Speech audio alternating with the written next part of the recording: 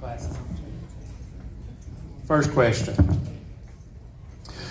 What is your vision for the coroner's office in Whitfield County, and what specific goals do you hope to achieve during your tenure as coroner? You got the microphone there. I want to introduce myself. Okay. I'm gonna say. You're good. I got it. Who don't know me. There we go. I'm Susie Brown, and just like Sean Harris, I have 5 boys, except for 2 of mine are white and 3 are black. Okay? But I love them all the same. My vision is to treat all individuals with dignity and compassion. That's first of all. And I need to respect all and focus on and be professional as I do the job and work on deaths effectively and make sure the investigations are clear and to the point.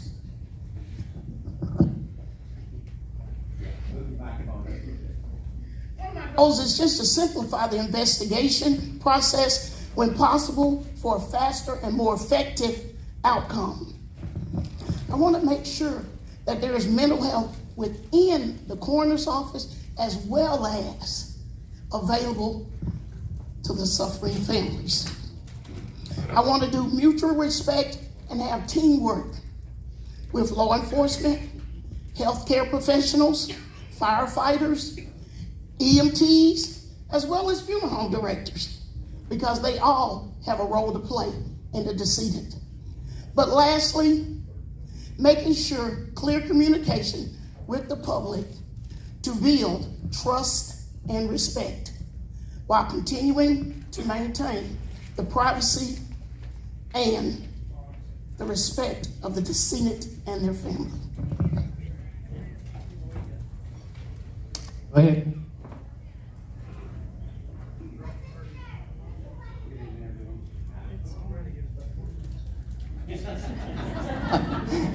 Good evening, everyone. My name is Clyde McDaniel, and I currently do serve as the Whitfield County Coroner, a position that I have served in since July 1st of 23. So it's my goal to keep serving this county the same way that all of us that are in my office currently saw Miss Bobby Dixon do, care and compassion. That's been ongoing for the last 32 years. All of us at some point have worked with her, and that's what we want to keep doing. As far as I know, I am the first county coroner to have an office in a county-owned building. I was able to work with the Board of Commissioners, but they were able to make that happen. That way it's more accessible for families. It's just outside downtown.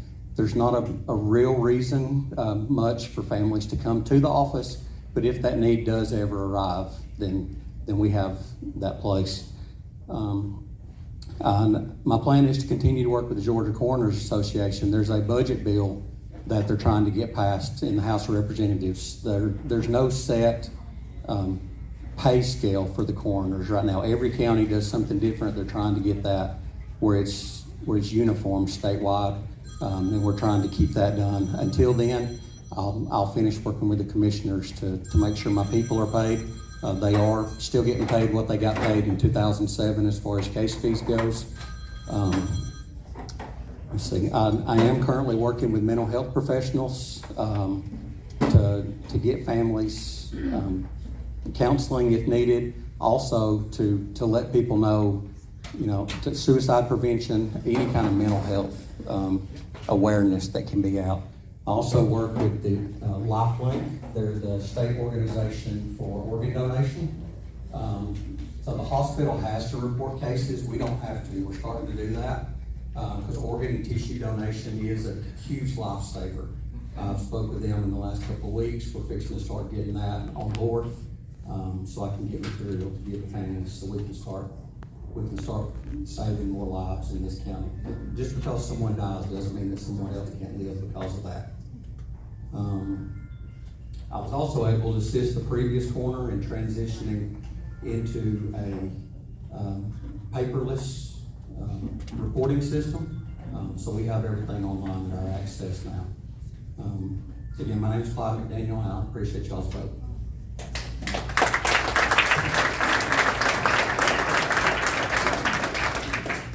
Given an option, do you believe the position of coroner should be affiliated with a political party or nonpartisan? Why or why not?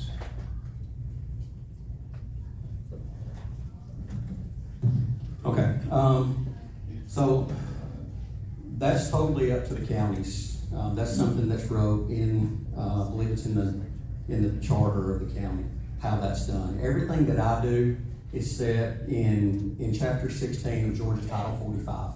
There's nothing that I can do this way or that way. Everything I do has to be done by a set of rules. So it doesn't matter if I'm Republican, Democrat, Independent. If I'm sitting on your couch at 3 in the morning and we're having a conversation, I don't care what party you're affiliated with, and you don't care what party I'm affiliated with.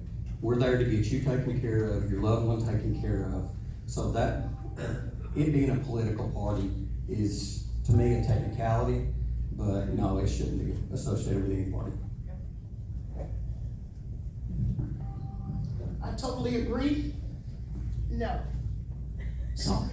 No, it doesn't make a difference, because at a death scene, are you gonna ask? Are you gonna ask the family? No, it doesn't make a difference. It doesn't make a difference your skin color. It doesn't make a difference your financial status. It doesn't even make a difference what neighborhood we come to at 3 a.m. in the morning. It's all about the decedent and the decedent's family, and the respect that we need to give them with compassion and sensitivity.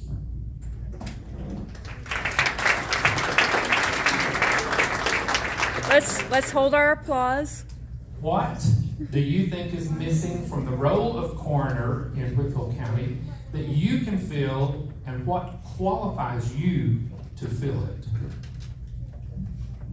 Well, first of all, I can't tell you what's missing because I haven't been there, okay? But I've seen this guy at a family's home and appreciate what he's doing.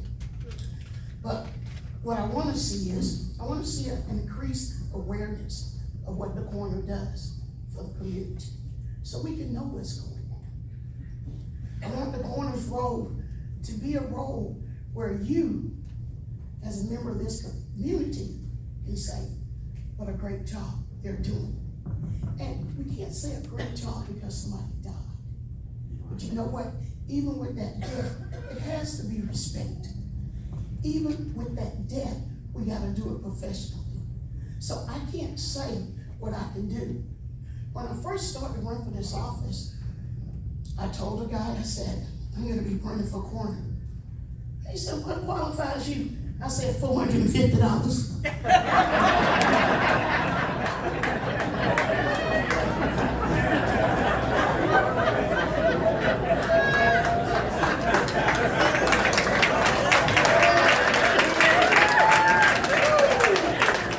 Okay.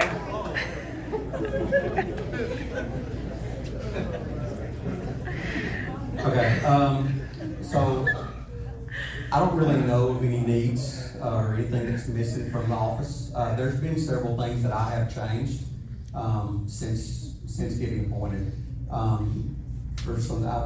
We started using radios to go on scene and off scene, which is something that to y'all may not make sense, but that lets the dispatchers know where we are, so it helps them because they can keep track of us.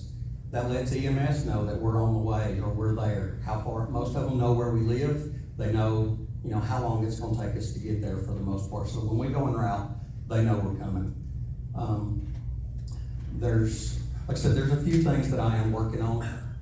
Matter of fact, the last 2 weeks, I took part, me and one of my deputy coroners took part in the Whitfield County Team Mace, or Whitfield Murray Dalton Team Mace. Has sophomores come, they get to witness a car wreck, and we actually participated in that, pronounced the child on scene. We tweaked the scene some, so it was a little more dramatic for the kids, and hopefully that's something that they'll remember is me putting a body bag on the ground and pronouncing time of death on the child that's laying on that hood of that car. Like I said, I'm working on mental health stuff now. I've got some people that I'm talking to. People need to know suicide awareness. That's a big thing. We've had 14 suicides in this county this year. That's 14 too many. That shouldn't happen. So anything that I can do to push that out, to get that out. And like I said, organ donation. You know, most people, that's something on their driver's license. That's all they see. They don't know anything about it. They don't know what it does. They don't know. Most people don't even know that's an option. But that's something I actually talked with a representative from LifeLink today. He's going to start getting me some materials that I can start talking to families, start pushing this out, and trying to up how many organ donations, tissue donations that we have coming from this county. Because like I said, a death doesn't have to just be a death, it can also be saving a life. Collaboration with other agencies such as law enforcement, healthcare providers is crucial for effective death investigation. How do you plan to foster strong partnerships and coordinate efforts to ensure comprehensive responses to deaths in Whitfield County? All right, so I've lived in this county my entire life. I actually lived on part of my great-grandparents' farm in Barnell. I've been in public safety for 28 years now. I've worked for Dalton Fire Department for 25 and a half years. I know the people that I'm working with every day through the coroner's office, personally. It's not I've met them in passing. I've known most of these people for years. And I have cell phone numbers of people that I can call and talk to as far up as the GBI medical examiner's office. If I've got a problem, I can call the director of medical operations. She knows who I am. And we can work through anything we've got to do. Autopsies, so I'll get into that. Autopsies are done by the GBI. So it's not just local here. The GBI medical examiner's office does all the autopsies. So sometimes that's out of my hand as far as getting stuff back. But if I have any problems, I can pick up the phone and call Ashley, no problem. I think so. Again, I have mutual aid agreements in place with other counties. If they need help, they know they can call me. If I need help, I know I can call them. All it takes is one wreck on I-75 to delete any assets this county has, including the coroner's office. So I've got those relationships in place.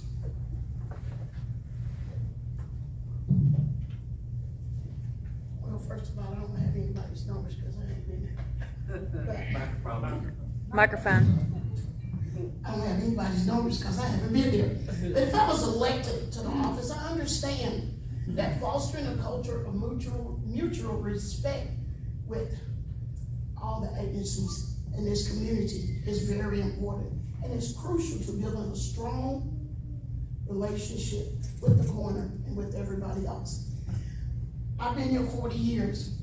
There are police who know me, Miss Susie. There are firemen who call me Miss Susie. There are children who call me Miss Susie and grandchildren. But you know what? That doesn't matter. Because what matters is how I will conduct myself as coroner. And I want to conduct myself first as professional. Secondly, as being respectful. And thirdly, as being sensitive to the people I'm with. Just as he said, I live in Tom Hill. I get off at the Farmville exit. But you know, our investigations can't be a one woman or one man job. It has to be a total effort of all of the agencies in this community. The EMTs are there, the fire department is there. And lastly, after everything is taken care of, you have a funeral director. So we can't just stop in the office, as he said. We've got to meet these people in their place. So if I'm elected coroner, the first thing I want to do is go to these different agencies and introduce myself and get those phone numbers. Thank you. One more. Transparency and communication are important aspects of the coroner's role, as with any elected position. How do you intend to keep the public informed about your office's activities and decisions while also representing the privacy and sensitivity of death investigations? In that respect, I intend to have public meetings sharing information that does not compromise the investigation of the death or the personal information of the family.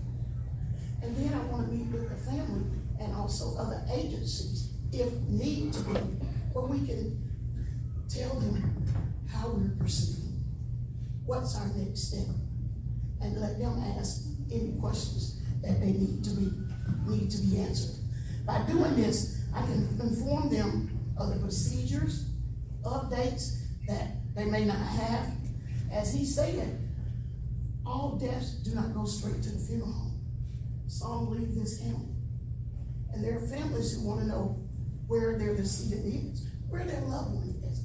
I want to be able to talk to them on a personal level. I want to be able to hug them if they need to be hugged. With a mask on, of course. But on a serious note, we have got to be sensitive. And we have got to respect those who have died. All right, so when it comes to the families, we are 100% transparent. The family knows every step of the way. I explain everything to them. I have a pamphlet that if they do go to the GBI for an autopsy, I have a pamphlet that I give them, because if it's 3 in the morning and your loved one's died, you're not gonna remember what I tell you. So I'm able to hand them a pamphlet that walks them through the steps and the process that we go through. I let them know every single step. Once the family leaves the morgue here, I call them and let them know. When they leave, when they're ready to leave the GBI to get returned to the funeral home, I let the family know. I then turn them over to the funeral home, but they have our phone numbers. They can call us at any time of the day, and I tell them that we're 100% transparent. If they need to know something, they can call and ask.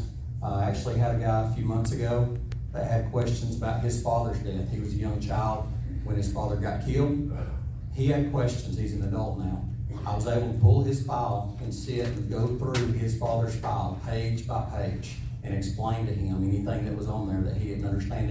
It wasn't even a case I worked. It was one that Bobby worked. It was in the mid-90s. But I had that record that I could go through and let him see the facts about his father's death.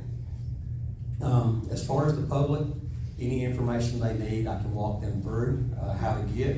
But as far as the death investigation itself, that's all private. I can't release that information except for to the family members. That's all federal law.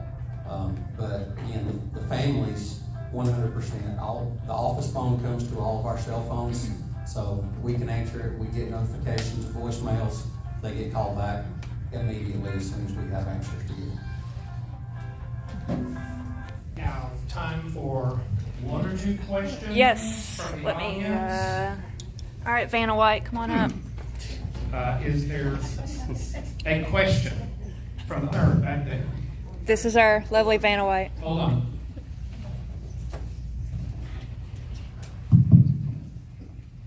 I know you guys keep good records, but do you, and these suicides, these are awful, but are the majority of the suicides veterans? I don't have a good way to track that. Our room does let me know, breaks down the percentages and the numbers, but I personally do not recall any veteran suicides that we've worked this year. Thank you. One more question? Anybody? No? All right. Thank you both. I appreciate it. Now you may talk.